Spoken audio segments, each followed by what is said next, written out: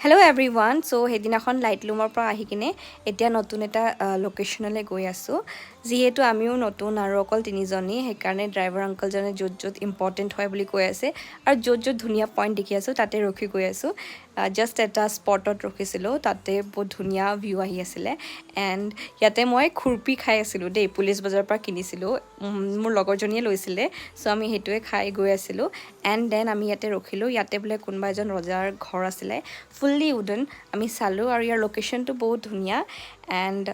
আপোনালোকে যদি মোৰ শ্বিলঙৰ ভিডিঅ'জবিলাক চাই ভাল পাই আছে তেনেহ'লে প্লিজ লাইক কৰিব আৰু শ্বেয়াৰো কৰিব ভিডিঅ' দেই এণ্ড যোনে যোনে এতিয়ালৈকে ছাবস্ক্ৰাইব কৰা নাই প্লিজ এটা ছাবস্ক্ৰাইব কৰি দিয়ক এণ্ড